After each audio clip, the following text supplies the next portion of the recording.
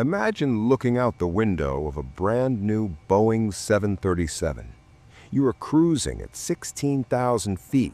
The engines are humming perfectly. The coffee is warm. Everything is safe. And then, in a fraction of a second, total silence. Not a sputter, not a cough, just nothing. The air conditioning cuts out. The lights flicker and die. The roar of the jet engines is replaced by the terrifying sound of wind rushing over the wings. You aren't flying anymore. You are falling inside a 50-ton metal brick. This isn't a movie. This happened to 45 people on board TACA 110. They were falling from the sky over New Orleans with no power, no engines, and no airport in reach. But what the passengers didn't know was that the man in the cockpit wasn't your average pilot, and he was about to pull off a maneuver that Boeing engineers said was impossible. Welcome to Sky Tragedy. Today, the story of the most impossible landing in jet history. May 24th, 1988. A TACA International Airlines Boeing 737-300 takes off from Belize City, heading for New Orleans. This matters because in 1988, this plane was the crown jewel of aviation. It had been built just 5 months earlier. It was brand new. It had the latest technology, the most advanced weather radar, and high bypass turbofan engines that were supposed to be indestructible. In the captain's seat was Carlos Dardano. At just 29 years old, he was incredibly young for a captain, but Dardano was a prodigy. He had logged over 13,000 hours flying, most of them flying cargo through dangerous war zones in El Salvador. But Captain Dardano had a secret. A few years earlier, while flying a small plane into a combat zone, he had been shot in the face by guerrilla fighters. He survived, but he lost his left eye. That's right. The man flying this jet had no depth perception on his left side. Usually that's a career ender, but Dardano was so skilled that he passed every test and kept his license. And on this rainy afternoon in May, that skill was the only thing standing between life and death. As Flight 110 began its descent toward New Orleans, the weather turned ugly. The crew could see heavy clouds on their radar. But remember, this was a brand new plane. The radar showed green patches in the storm. Green usually means light rain, a safe path through the bad weather. Captain Dardano and his first officer, Dionisio Lopez, steered the plane toward the green gap. It was a trap. The moment they entered the cloud, the world went crazy. It wasn't light rain, it was a massive hailstorm. Ice stones the size of golf balls hammered the fuselage. The noise was deafening, like being inside a washing machine full of rocks. The ice was so intense, it didn't just bounce off the plane, it was sucked into the engines. These engines were designed to handle rain. They were designed to handle snow. They were not designed to swallow thousands of pounds of slushy ice in seconds. Inside the core of the engine, the ice melted, flooding the combustion chamber. It was like throwing a bucket of water onto a campfire. The fires went out. At 16,500 feet, the left engine rolled back and died. Seconds later, the right engine died. The cockpit lit up like a Christmas tree. Warning alarms screamed. The master caution light blazed orange. The pilots were now gliding a $75 million airliner through a thunderstorm with zero thrust. Now you might think, just restart the engines. And that's exactly what they tried.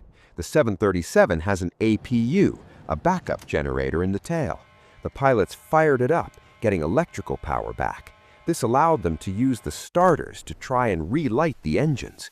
But nothing happened. The engines were choked with water and ice. They were falling at 2,000 feet per minute. They had maybe 3 minutes before they hit the ground. Then, a miracle. As they dropped through lower altitude, the ice in the engines melted. The pilots hit the starters again. Whoosh! The engines roared back to life. The pilots breathed a sigh of relief. The passengers stopped screaming.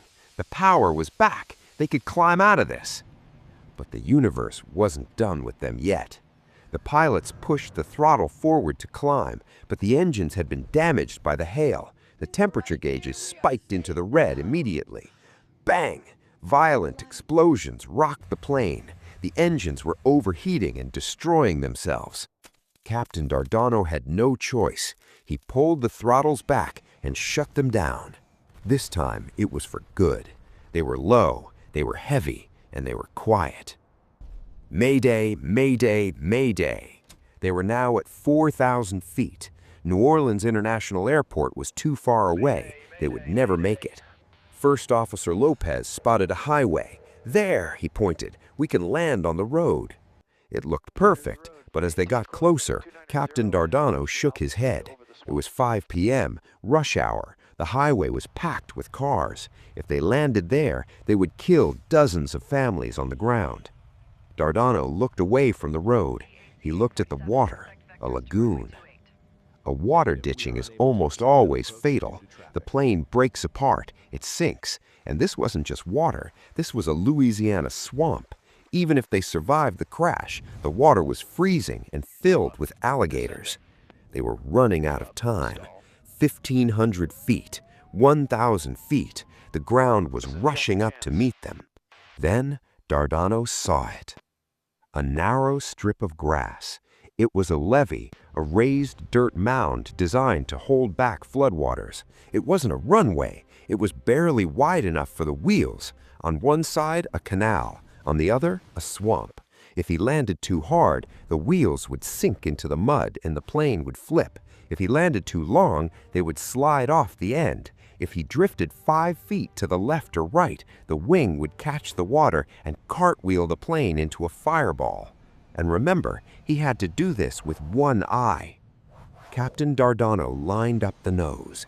The plane was coming in fast. Without engines, you can't control your speed. You just fall. To slow down, Dardano performed a sideslip. He kicked the rudder pedal, turning the nose of the plane sideways to the wind, using the fuselage itself as a giant air brake. It's a move pilots use in tiny Cessna planes, not massive Boeing jets. The alarms were screaming, "Pull up, pull up!" Dardano ignored them. He leveled the wings at the last second. Thump! The wheels hit the grass. The passengers braced for an explosion. The plane shook violently as it tore through the sod. The pilot stomped on the brakes. Mud flew everywhere. The massive jet skidded, groaned, and slid along the top of the dirt mound.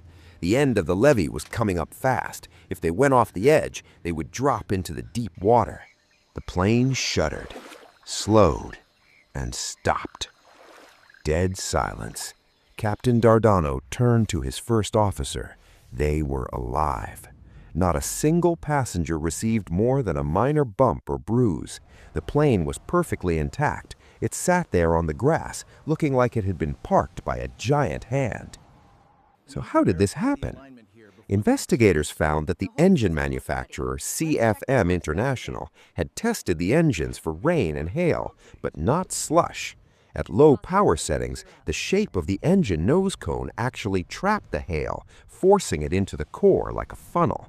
Because of TACA 110, every engine on Earth was modified.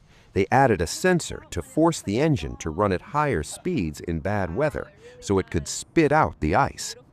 But here is the craziest part of the story. Usually when a plane crashes, it's written off. It's scrap metal. But Captain Dardano's landing was so gentle, the plane wasn't even damaged. Boeing engineers actually traveled to the levee, replaced the engines right there in the mud, and believe it or not, test pilots took off from the grass levee a week later. That plane, the Greyhound of the skies, kept flying passengers for another 28 years. So what do you think? Would you have chosen the water, the highway, or the grass? Let me know in the comments below. If you enjoyed this story of survival, hit that subscribe button. We have a lot more forgotten aviation stories coming your way. This is Sky Tragedy. Fly safe, and I'll see you in the next one.